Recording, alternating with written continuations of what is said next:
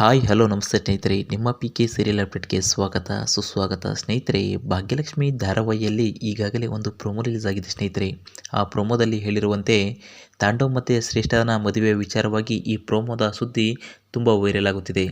ಅದರ ಜೊತೆಗೆ ಈಗಾಗಲೇ 2ನೇ ಬಾರಿ ಮದುವೆಯಾಗುತ್ತಿರುವ ತಾಂಡವ್ ಈ ವಿಚಾರದಲ್ಲಿ ಬಂದಿರುವಂತಹ ಶ್ರೇಷ್ಠನನ್ನು ನೋಡಿ ತಾಂಡವ್ ಹೇಳ್ತಾನೆ, ತುಂಬ ಚೆನ್ನಾಗಿ ಕಾಣಿಸ್ತಿದೀಯಾ ಶ್ರೇಷ್ಠ ಅಂತ ಹೇಳ್ತಾಳೆ. ಅದಕ್ಕೆ ಥ್ಯಾಂಕ್ ಯು ತಾಂಡವ್ ಅಂತ ಹೇಳ್ತಾಳೆ. ಅದೇ ಸಂದರ್ಭದಲ್ಲಿ ಈಗಾಗಲೇ ನಮ್ಮ ಮದುವೆನ ಯಾರೂ ಕೂಡ ತಡೆಯೋಕ್ಕಾಗೋದಿಲ್ಲ. ಮೊದಲು ಸಾರಿ ಫಸ್ಟೆಲ್ಲ ಎಷ್ಟೆಲ್ಲ ಗ್ರ್ಯಾಂಡಾಗಿ ಅರೇಂಜ್ ಮಾಡಿದೆ, ಆದರೆ ಎಲ್ಲರೂ ಬಂದು ನಮ್ಮ ಮದುವೆನ ತಡೆದುಬಿಟ್ರು. ಆದರೆ ಈ ಸರಿ ಯಾರಿಗೂ ಕೂಡ ಹೆದರ್ಕೊಳ್ಳುವ ಅವಶ್ಯಕತೆ ಇಲ್ಲ ಅಲ್ವಾ ತಾಂಡವ್ ಅಂತ ಹೇಳಿದಾಗ, ಹೌದು, ಇವತ್ತು ನಿನ್ನ ಕತ್ತಿಗೆ ನಾನು ತಾಳಿಯನ್ನು ಕಟ್ತೇನೆ, ಯಾರಿಂದಲೂ ಕೂಡ ಇದನ್ನು ನಿಲ್ಲಿಸಲು ಸಾಧ್ಯವಿಲ್ಲ ಶ್ರೇಷ್ಠ ಅಂತ ಈಗಾಗಲೇ ತಾಂಡವ್ ಶ್ರೇಷ್ಠನಿಗೆ ಹೇಳ್ತಿದ್ದಾನೆ. ತಾಂಡವ್ ಈಗಾಗಲೇ ಒಬ್ಬ ಪುರೋಹಿತರನ್ನು ಕರೆದುಕೊಂಡು ಬಂದಿದ್ದಾನೆ.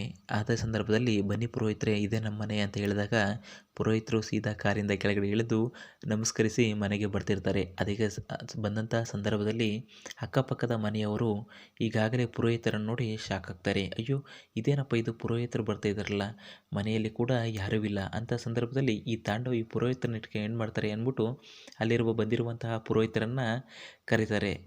ಕರೆದು, ಪುರೋಹಿತರೆ, ಏನು ನೀವು ಇಲ್ಲಿ ಅಂತ ಹೇಳ್ತಾರೆ. ಅದಕ್ಕೆ, ಅಯ್ಯೋ ಯಾಕಮ್ಮ, ನಾನೇನು ಬರಬಾರ್ದ್ವಾ, ಬರಬೇಕಾದ್ರೆ ನಿಮ್ಮನ್ನೆಲ್ಲ ಕೇಳ್ಕೊಂಡು ನಾನು ಬರಬೇಕಾ ಅಂತ ಹೇಳ್ತಾರೆ. ಅದಕ್ಕೆ ಪಕ್ಕದಲ್ಲಿರೋ ಇನ್ನೊಬ್ಬರು ಹೇಳ್ತಾರೆ, ಹಾಗಲ್ಲ ಪುರೋಹಿತರೆ, ಈ ಮನೆಯಲ್ಲಿ ಏನಾದ್ರು ಶುಭ ಕಾರ್ಯ ನಡೀತಿದೆ, ಏನು ವಿಷಯ ನಮ್ಗೆ ಗೊತ್ತೇ ಇಲ್ವಲ್ಲ, ಯಾಕಂದರೆ ನಾವು ಅಕ್ಕಪಕ್ಕದವರು ಅಂತ ಹೇಳ್ತಾರೆ. ಅಯ್ಯೋ, ಈ ಮನೆಯಲ್ಲಿ ಒಂದು ಮದುವೆ ನಡೀತಿದೆ ಅಮ್ಮ, ನಿಮ್ಗೆ ಯಾರಿಗೂ ಗೊತ್ತೇ ಇಲ್ವಾ?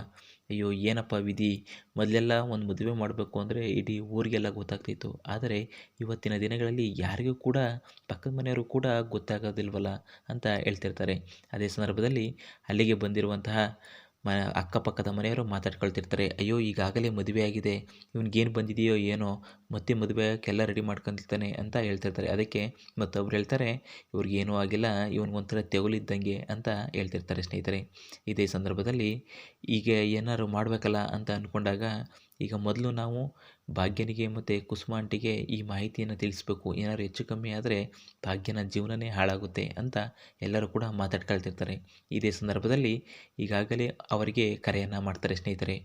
ಕರೆಯನ್ನು ಮಾಡಿ ವಿಷಯವನ್ನು ಮುಟ್ಟಿಸಿದ ಅಕ್ಕಪಕ್ಕದ ಮನೆಯವರು ಇದರಿಂದ ಶಾಕಾಗಿ ಎಲ್ಲರೂ ಕೂಡ ಶಾಕ್ ಆಗ್ತಾರೆ. ಅದೇ ಸಂದರ್ಭದಲ್ಲಿ ಕುಸುಮ ಮತ್ತು ಭಾಗ್ಯ ಇಬ್ಬರು ಕೂಡ ಆ ಮನೆಗೆ ಬರ್ತಾರೆ. ಮನೆಗೆ ಬಂದಿರುವ ಸಂದರ್ಭದಲ್ಲಿ ಎಲ್ಲರೂ ಕೂಡ ಮದುವೆಗೆ ತಯಾರಿ ನಡೆಸುತ್ತಿರ್ತಾರೆ. ಆಗ ನಿಲ್ಸ ಇಲ್ಲಿ ಅಂತ ಜೋರಾಗಿ ಭಾಗ್ಯ ಕಿರಿಸ್ತಾಳೆ.